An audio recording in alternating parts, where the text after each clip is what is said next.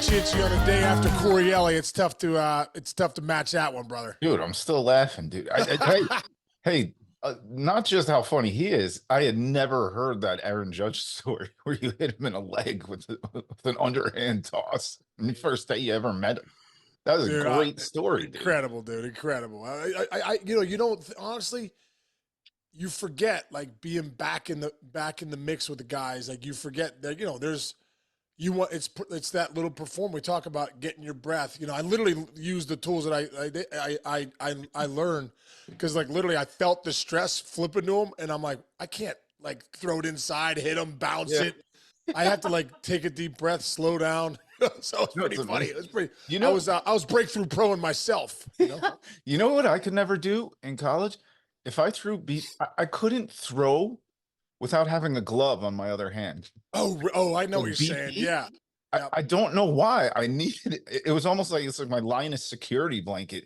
If I didn't have a glove on, I could not. I was a terrible BP thrower anyway because I have like a little tail on my ball. Dude, but throwing good BP is not easy, dude. Dude, it's an art. Like if I was a coach in the big leagues, I would go find guys that could throw BP. There's a guy over here, my buddy TJ. Dude, he throws money BP. Obviously, if I went and coached somewhere, I'd be like, TJ, you're on my staff. Like we'll find being a BP thrower. You're the BP guy. Yeah, it's important too. Dude, like for the Yankees, they have a guy named Casey Dykes who's all he does is cage work. Really? So all he does is flips. Yeah. So I was like, I relied on Casey and Brad Wilkerson so heavy. Like, take it away, guys. Yeah. I'm gonna stand here. I'll coach. You guys flip, throw. So every team now has a cage guy. But you tell you the truth, Chinch, you need two. You need two lefty and a righty. Yeah. Or just not even lefty right. I mean, lefty righty would be nice because usually there is a left-handed pitcher that you'll have for BP. I think there should definitely be one of those. Mm-hmm. But I'm talking these guys nowadays do so much cage work. These guys are hitting all the time. It's so you need two guys. I believe you need two cage guys. Yeah, well, also this day and age, if you really think about it, like guys got to get ready to pinch hit in the fourth and fifth inning. Not like when you played, when it's like, eighth inning, I might get in at bat. Yeah, right. You're changing pitchers left and right.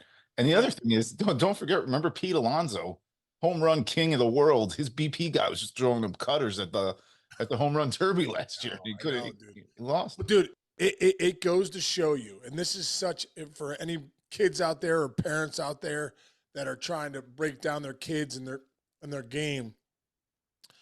It's the old Ted Williams saying, "You're only as good as the pitch you swing at." Even in batting practice, when a guy's throwing 45 miles an hour, supposed to be right down the middle, but he's cutting a little bit, he's sinking a little bit, it's not a good pitch to hit. When it's down, you're going to hit a ground ball. When it's up, you're going to pop it up. It's not 95. It's not 96. So think about how important your eyes are in the game to hunt a zone. Because if you're just hunting the ball, you're going to be in trouble. You got to hunt a money ball. Where's the money? What's the one pitch that you really want that you could drive the ball? And usually it's up and out over the plate where you can get your arms extended. So even in BP, man, batting practice, when you get a pitch that's not where you want it, you're not going to do anything with it. There you go, man. All right. Well, that's good stuff. We got some, we have some news. Speaking of spinning the ball, Japanese import Shota Imanaga. Yep. Thank you. Yeah. Cubbies, right? What do we know about? Yeah. Looks like he's going to the Cubbies, man. This guy is good. Over his career, over 1,000 innings in his career in the NPB, 8 seasons, including a 2.53 with 306 strikeouts in the last 2 years.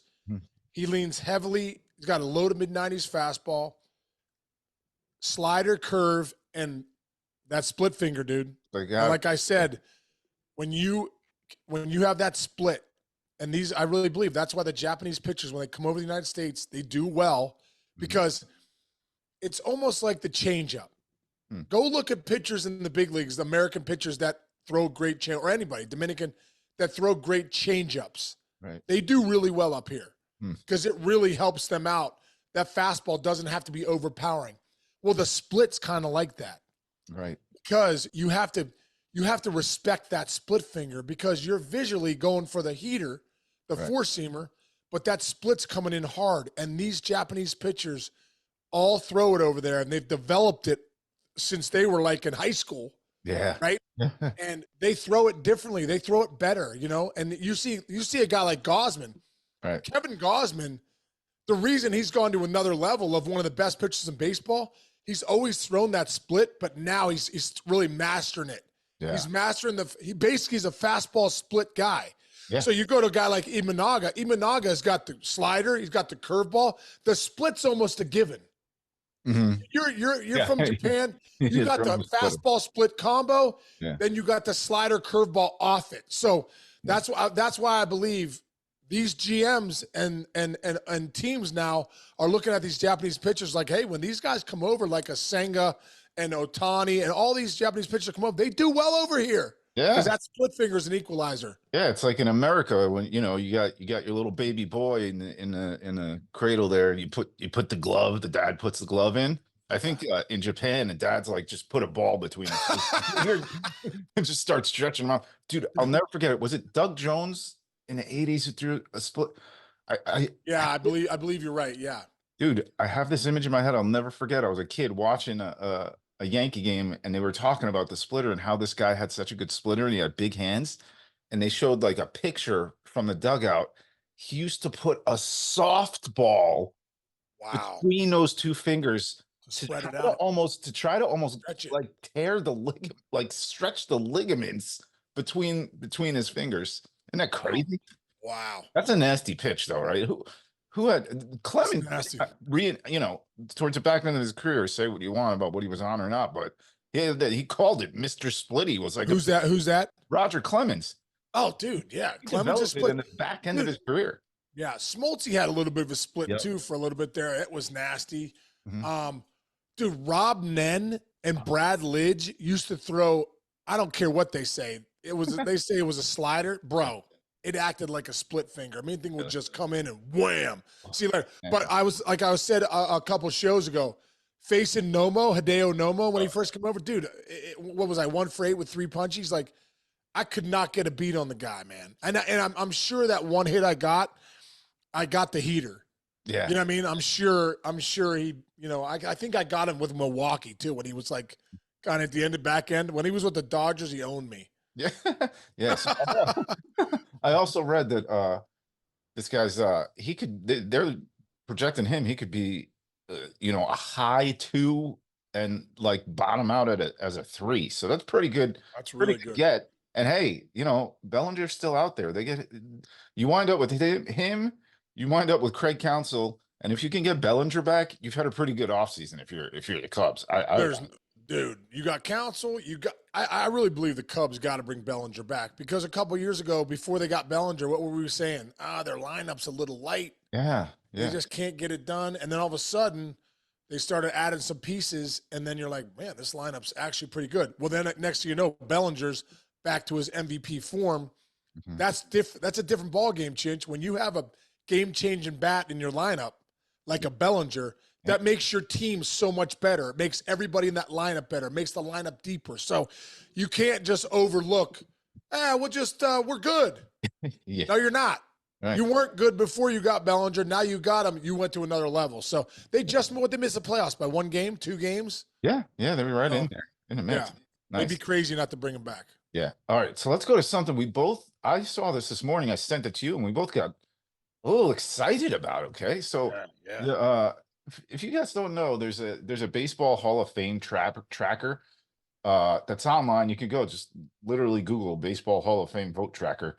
And what they do is they take a lot of these guys, especially like the super legit ones who take it really seriously, like the Heymans and the Rosenthals and those guys, they tell everybody their ballot the day they send it in. They're like, here's my ballot. And so the way this is broken down so far is that there are already 127 public ballots. Okay.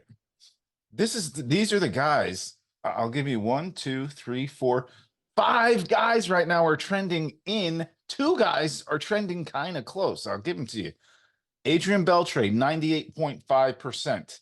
Yeah. That's not a surprise. He's going in. Yeah. Joe Mauer, 83.1. Your boy, Todd Helton, which I'm sure you're excited about, 81.6. our guy, Billy Wagner, 78.7. And then my favorite ever, maybe Gary Sheffield, 75 right now. So right now, we'll just stop there. Those guys are trending to get in, which I'm so excited about all those names. Mauer is maybe to me a little bit of a surprise. Not that he's on the list, but that he's that high up compared to like Helton, Yeah. Wagner, and Sheffield. But obviously the catcher jumps you up a couple. The batting titles. I think when you start to break down Mauer and you start to really look at what, I think the new metrics are helping some of these guys. Like, you know what I mean? Like WAR, Jaws, all these. But the WAR of Mauer, if you look at his prime years as a catcher, dude, he's up there with some of the best catchers. All the guys that he's up against are all in Cooperstown. Yeah. And Mauer won 3 batting titles, and you know what I mean, and he won an MVP, and all that stuff. So 306 career hitter. 306 career, yeah. 306 career, yeah. Yeah. What was it? Did he have like 130 homers? Home runs, 143. Yeah, like I knew I was right around Mauer. I obviously played a few more years than I did, but just under 1,000 ribbies, 900 yeah, ribbies. Yeah, dude, he was legit, man, and he was a catcher. Obviously, I think it hurts him a little bit his last few years were at first base. Right. So I think maybe that hurts him a little bit, but at the end of the day, he was a catcher, and he did it at a super high level. So I think, and that also puts a wrinkle into things because there's a lot of good players on this ballot. For me, Adrian Beltre is a first timer. That's going to be no doubt. He's going to get in. The guys other guys that are sitting there, like Todd Helton should be in, dude. Todd Helton's a Hall of Famer. No doubt about it. Right. Book it. Andruw Jones, Hall of Famer, dude. And I'm saying I played against these guys. I know what a Hall of Famer looks like, period. Yep. So he's the greatest. I'm gonna go on record and say he's the greatest center fielder of all time. Book it. That's defensive center fielder. And go look at his homers, dude. Like how many homers do you have, Chinch? 4 something, right? Yes. 450 homers. Didn't he hit 50 one year? Hold on. Yeah. Andruw Jones. The problem with Andruw Jones is he hung on too long at the end. But now, dude, if you hit 190 with 30 homers, you're like, here's 20 mil. So, like, did he hold on too long? Right. he hit 51 homers one year. Yeah. 434 homers, 1,289 RBIs. I go back to it again. Look, it's not the same position, but if Ozzie Smith made it to the Hall of Fame, I mean, almost strictly based on his defense. I don't care what anybody says. Yes, he became a good hitter, but come on, he wasn't a Hall of Fame hitter by any stretch. If you're saying Andruw Jones is the best defensive center fielder of all time, just pick any one of the numbers. Pick 434 home runs. Best defensive center fielder and 434 home runs. Come on. You're Hall of Famer. And what was it? What was his career average? It wasn't bad. 260. I mean, it wound up being 254, but dude, the last couple years killed it. From 2008 to 2012, he never hit over 247, and he hit 158 and a half a season one year. Right. But like his like average in his peak seasons, I'd say would be about 265, 270, but that's hitting 30 home runs a year for 30 to 50 home runs a year for like almost 10 straight seasons. Right. I mean, come on. I don't understand. Well, I don't understand do people think he's a PED guy or something? Like, I don't understand why it's even Andruw Jones. No, I just think he got overlooked because of that 158 at the end of the year. He was never a PED guy. Like, no doubt about it. I saw this, like I said, I played against Andruw Jones in the minors, 96. He played at Durham. I played at Kinston. So we kind of came up together. So this guy was so special, bro. One of the best ever, dude. And like I said, when Smoltz, Maddox, and Glavine are naming you all in their Hall of Fame speech, right? You went up the middle, dude. This guy played so shallow and could go back like a Deion Sanders. You know what I mean? Covering the Jerry Rice. Yeah. You know what I mean? It was incredible. Yeah. So, dude, Todd Helton, he should be in, dude. Like his road OPS is like better than Dave Winfield. Like some of the best hitters out there. Like, oh yeah, Tony Gwynn. Like, oh yeah, but he played in Colorado. No, okay. If you want to do that, let's do that. Then go look at his road OPS. Some of the best, ever, as far as compared to some of the Cooperstown guys. Billy Wagner, we had him on a month ago, about a month ago. Go watch that one. That was a great episode. Yeah. Billy Wagner should be in the Hall of Fame. Obviously, not all these guys are going to get in, but they should all get in at some point. The guy that irks me and it irks you too, Gary Sheffield, dude. Stop it with the voting. Stop voting on what you think like he's not a good guy or anything like that. Ask anybody that's ever played with Gary Sheffield, dude. One of the best teammates out there, played to win, played hard every night, came to play, wanted to play 162. And dude, Leland said it the other day, over that 10-year period, is probably the most feared right-handed hitter in the game, maybe even the most feared hitter in the game. So, yeah, you're talking about teammates, and you just said that about Jim Leland. I've had conversation with Larry Boa, who loved Gary Sheffield. Those are two men who do not give praise unless you deserve it and you're a hard worker and you're a great teammate. Think about that. Jim Leland, Larry Boa, no BS in the world. And they love this man as a player and as a teammate. That's such a great point, dude. I remember in 07 when we went and got Gary Sheffield with the Tigers, he called me. He's like, hey, got Chef, huh? And he was like so excited, like a little kid. Leland's like, wait till you see this guy. Wait till you see this guy, you know, and it was as advertised. So there you go. I don't know, man. Some of that stuff, what somebody was saying in this article, once again, doing what I can, become more popular with writers later in life. This isn't a popularity contest. These are the best players in the world. If you have 500 home, if you have 1,400 walks and 1,100 strikeouts, you probably should be in Cooperstown with all the RBIs, was a 290 career hitter. I mean, almost like, you know what? Stop with the popularity contest. Right. Gary Sheffield deserves to be in the Hall of Fame. And if 10 years isn't enough, get it back to 15. Yeah. That's kind of my little rant, but you know, I think he should be in. Carlos Beltran's there. He'll get in eventually. Yeah. You know, he's trending quickly. Yeah. And I'm going to say it because I always like to say it. Lance Berkman. Get Lance Berkman. Go look at Edgar Martinez. If Edgar Martinez is a Hall of Famer, go look at Lance Berkman's, was a switch hitter, has same or better numbers than Edgar Martinez, and he played the field. He played first, he played center. I'm sorry, dude.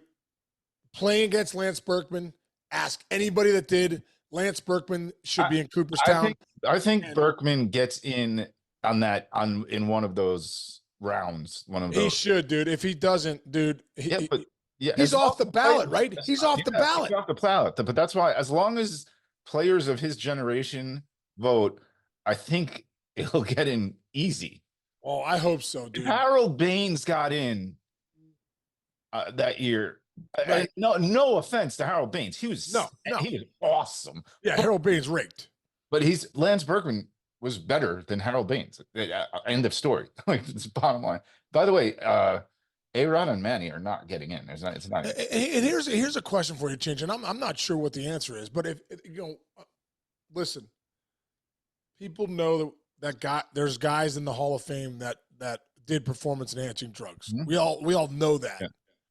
You know, and whether we want to say, you know, so if that's the case, you know, the speculation on Bonds, Clemens, you know, Manny Ramirez, Alex Rodriguez. I mean, aren't those the best players of that generation ever play the game? Like, I know there's guys in Cooperstown that have done performance enhancing drugs. So like, I don't know, the whole debate, it's just tough to understand really. Cause you're like, if that guy's in and that guy's in, how are the best players in maybe ever to play the game not in? I also don't love I don't vote for him because I thought he was a bad guy thing. Like, go look at Ty Cobb's biography.